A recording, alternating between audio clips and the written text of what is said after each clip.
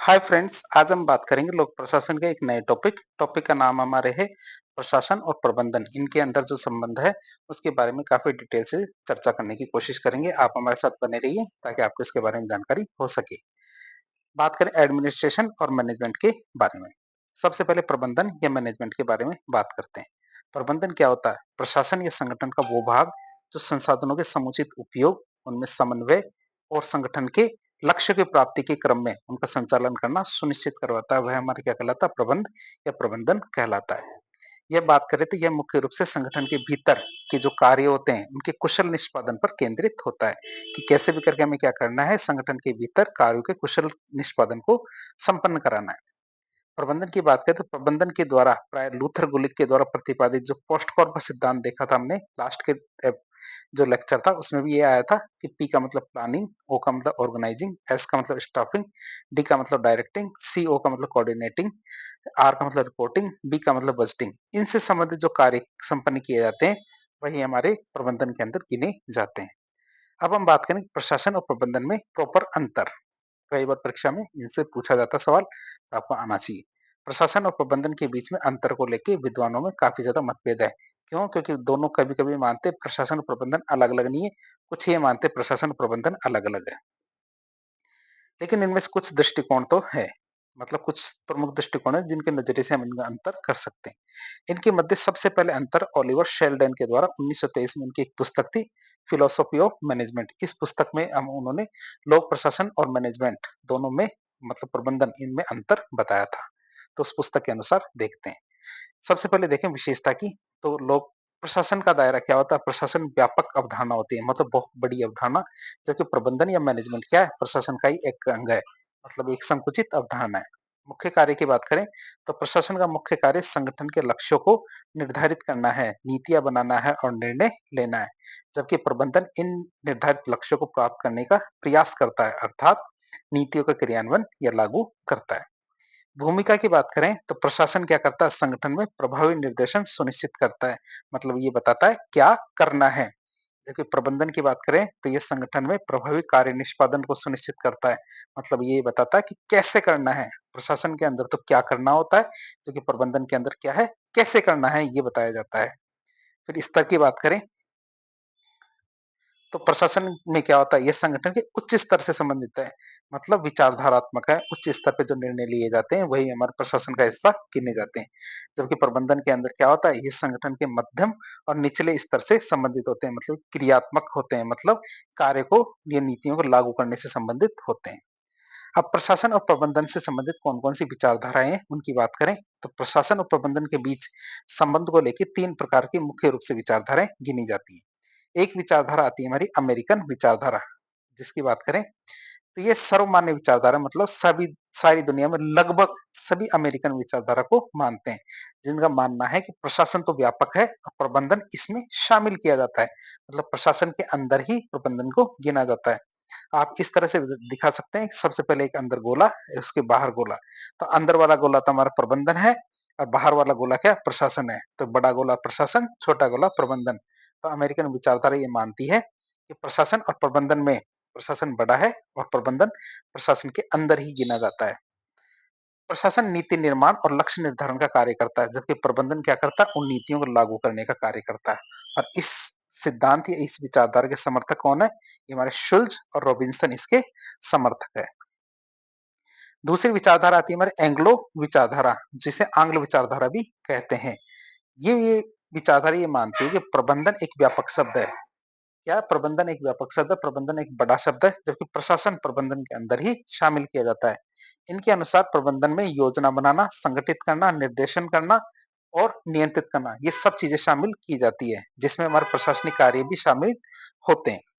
बात करें इस विचारधारा के समर्थक की तो Henri Fayol, JP Daniel, James Lundy, ये सभी इसके समर्थक है। एंग्लो विचारधारा है, आंग्ल विचारधारा की। तीसरी विचारधारा आती है, अब ये दूसरे वाले में आपको क्या करना है? अंदर का गोला है इसको प्रशासन लेना है, बाहर के गोले में आपको प्रबंधन को लेना है। तो इस तरह गोला बना के आप इसको दिखा सकते हैं। तीसरी विचारधारा आती है हमारी, जिसकी बात करें तो इस विचारधारा का मानना है कि प्रबंधन और प्रशासन दोनों एक दूसरे के पर्यायवाची शब्द है, अर्थात इन दोनों के मध्य किसी भी प्रकार का कोई अंतर नहीं है। वे दोनों शब्द को एक ही अर्थ में उपयोग में लिया जाता है। तो तीसरी विचारधारा के समर्थक कौन है? ये कहते हैं प्रबंधन और प्रशासन दोनों अलग-अलग नहीं है, दोनों सेम ही होते हैं। किसी जगह प्रशासन काम ले लेते हैं, किसी जगह प्रबंधन शब्द काम में ले लेते हैं।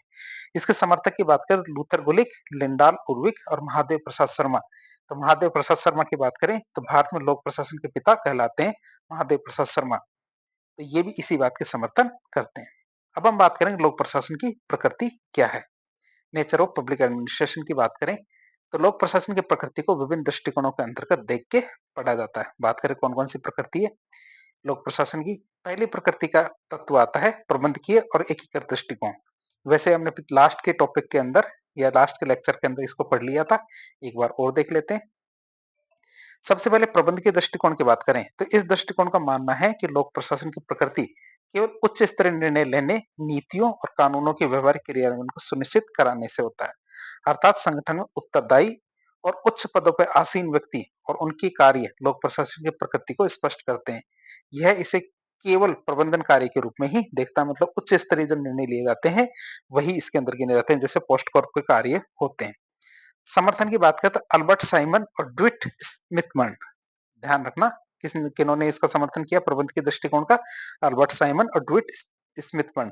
दोनों एस से शुरू हो रहे हैं इसलिए आप थोड़ा आसानी से याद कर पाएंगे।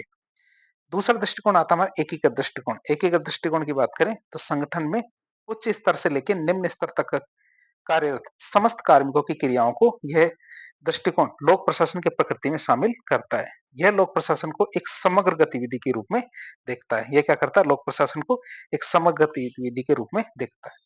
इसके समर्थक की बात करें तो हमारे विलोबी और व्हाइट, एलडी व्हाइट और विलोबी दोनों के दोनों इस दृष्टिकोण के समर्थक है। अब हम बात करें लोक प्रशासन विज्ञान और कला के रूप में। क्या लोक प्रशासन कला और विज्ञान के रूप में? तो अब ये क्या देख रहे हैं? लोक प्रशासन की प्रकृति। पहली तो हमारी प्रबंधकीय एकीकृत दृष्टिकोण है, दूसरा हमारा लोक प्रशासन विज्ञान या कला के रूप में। तो सबसे पहले हम देखते हैं लोक प्रशासन विज्ञान के रूप में। हम कैसे कह सकते हैं लोक प्रशासन एक प्रकार का विज्ञान है? तो जो विद्वान लोक प्रशासन को विज्ञान मानते हैं, वो क्या-क्या तर्क देते हैं कि लोक प्रशासन एक तरह का विज्ञान का विषय है। पहला तर्क है उनका सार्वभौमिक सिद्धांत और नियम। लोक प्रशासन में विज्ञान की भांति सर्वमान्य सिद्धांत और नियम होते हैं, जो अलग-अलग और विभिन्न संदर्भों में लागू किए जाते हैं। जैसे हमारा पद सोपान, हायरार्की, आदेश की एकता, यूनिटी ऑफ कमांड, नियंत्रण का क्षेत्र, स्पान ऑफ कंट्रोल, संचार, कम्युनिकेशन, पर्यवेक्षण, सुपरविजन, अभिप्रेरणा, मोटिवेशन, केंद्रीकरण, सेंट्रलाइजेशन, विकेंद्रीकरण, डिसेंट्रलाइजेशन। इस प्रकार के बहुत सारे सिद्धांत और नियम होते हैं जो अलग-अलग संदर्भों में लागू किए जाते हैं, इसीलिए यह विज्ञान है। दूसरा वैज्ञानिक विधियां।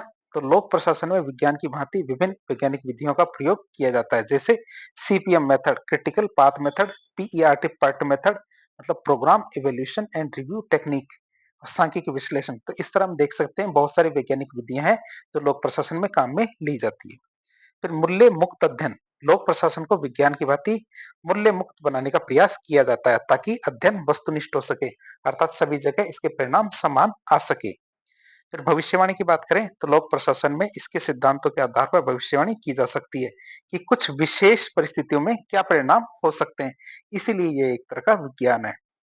विशेषज्ञों की भूमिका की बात करें तो लोक प्रशासन के विशेषज्ञ आज इंजीनियर, चिकित्सक, मनोवैज्ञानिक की भांति परामर्शदाता की भूमिका निभाते हैं, मतलब ये एडवाइजर की भूमिका भी निभा रहे हैं जो विशिष्ट समस्याओं का वैज्ञानिक समाधान प्रदान करते हैं।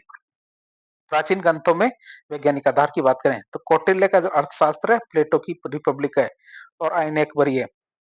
तो इस तरह के जो प्राचीन ग्रंथ है प्रशासन को प्रमाणिक और वैज्ञानिक आधार प्रदान करने में सहायता करते हैं। तो इस तरह हमने बहुत सारे तर्क देखे जिनके आधार पर यह तय किया गया है कि लोक प्रशासन क्या एक प्रकार का विज्ञान है, लेकिन लोक प्रशासन को कला के रूप में भी माना जाता है। तो उसके पीछे कौन कौन से तर्क है बात करें तो जो विद्वान लोक प्रशासन को कला मानते हैं वो उसके पीछे कौन से तर्क देते हैं। सबसे पहले समर्थक की बात करें तो महादेव प्रसाद शर्मा जी जो हमारे लोग भारत में लोक प्रशासन के पिता हैं वो इसका समर्थन करते हैं। जैसे पहला तर्क आता है विशिष्ट प्रतिभा की आवश्यकता। प्रशासक बनने के लिए विशिष्ट प्रतिभा और सहज ज्ञान की आवश्यकता होती है। ठीक उसी तरह जैसे एक विशिष्ट प्रतिभा का धनी व्यक्ति ही अच्छा कलाकार हो सकता है, तो लोक प्रशासक भी वही हो सकता है जिसमें प्रतिभा और सहज ज्ञान हो। फिर व्यक्तित्व पर निर्भरता, जैसे शाहरुख खान है उनको अच्छी एक्टिंग आती है तो अच्छे एक्टर बन गए, तो वैसे हमारे नरेंद्र मोदी जी है वो अच्छे प्रशासक बने, प्रशासक बन गए। तो वही बात है व्यक्तित्व पर निर्भरता।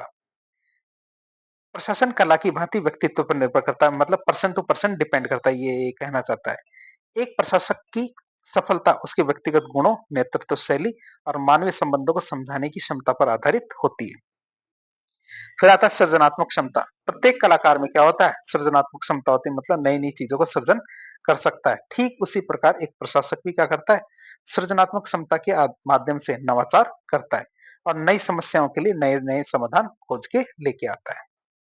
बात करें देश काल के अनुसार परिवर्तन की, तो प्रशासन क्या करता है? कला की भांति देश काल के अनुसार परिवर्तित होता रहता है। किसी एक स्थिति में सफल समाधान दूसरी स्थिति में काम नहीं कर सकता। ठीक वैसे ही कला विभिन्न संस्कृतियों और समय में भिन्न होती है। अलग-अलग संस्कृतियों और समय में सेम कला भिन्न होने लगती है। जैसे नृत्य है, पहले नृत्य शास्त्रीय हुआ करते थे, अब हिप हॉप और पता नहीं किस तरह के डांस आ गए हैं। माध्यम की आवश्यकता की बात करें तो प्रत्येक कला की अभिव्यक्ति हेतु एक माध्यम की आवश्यकता होती है। उसी प्रकार एक प्रशासक के माध्यम से संगठन और संगठन की नीतियां और संगठन का परिवेश होता है, जो उस प्रशासक को अपने कार्य करने में सहायता प्रदान करता है। प्रशिक्षण और अभ्यास की बात करें तो कलाकार बनने हेतु प्रशिक्षण और अभ्यास की आवश्यकता होती है। इसी प्रकार के प्रशासन में प्रशासनिक क्षमता, कौशल और दक्षता के विकास हेतु प्रशिक्षण की आवश्यकता होती है। बात करें निरंतर विकास की, जिस प्रकार कला का विकास धीरे-धीरे और निरंतर हुआ है, उसी प्रकार प्रशासन का विकास भी निरंतर हो रहा है। अब निष्कर्ष के रूप में देखें कि प्रशासन क्या है? मतलब कला है या विज्ञान है? तो हम इसकी बात करें निष्कर्ष के रूप में देखें, तो निष्कर्ष के रूप में कहा जा सकता है लोक प्रशासन न तो पूरी तरह से कला है, न ही पूरी तरह से विज्ञान है। ये सामाजिक विज्ञान का एक विकसित होता हुआ विषय है। जिसमें हमारे वैज्ञानिक सिद्धांतों, व्यवस्थित अध्ययन और कलात्मक कौशल, सहज ज्ञान सब चीज़ों का मिश्रण है। तो आप इसे देख सकते हैं। तो हमारे जिसमें क्या वैज्ञानिक सिद्धांतों, व्यवस्थित अध्ययन और कलात्मक कौशल और सहज ज्ञान सभी का मिश्रण होता है किसमें? प्रशासन के अंदर। इसमें विज्ञान की तरह सामान्यीकरण और सिद्धांतों का प्रयास होता है। सिद्धांत बनाने के प्रयास किए जाते हैं, लेकिन मानवीय और सामाजिक कारकों की जटिलता इसे पूर्ण विज्ञान बनने से रोक देती है।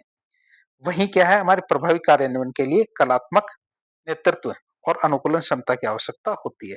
तो इस तरह हम कह सकते हैं कि लोक प्रशासन क्या है, न तो पूरी तरह से कला है, न ही पूरी तरह से विज्ञान, ये बल्कि क्या है सामाजिक विज्ञान का विकसित होता हुआ विषय है। इस प्रकार एक टॉपिक के जरिए आज हमने प्रबंधन और लोक प्रशासन के बारे में देखा और लोक प्रशासन का जो विकसित होता हुआ रूप है उसको देखा। इस प्रकार के इन्फॉर्मेटिव वीडियो देखने के लिए हमारे चैनल से जुड़े। वीडियो यदि पसंद आता है तो वीडियो को लाइक करें, चैनल को सब्सक्राइब करें, अपने दोस्तों के साथ शेयर करें। धन्यवाद।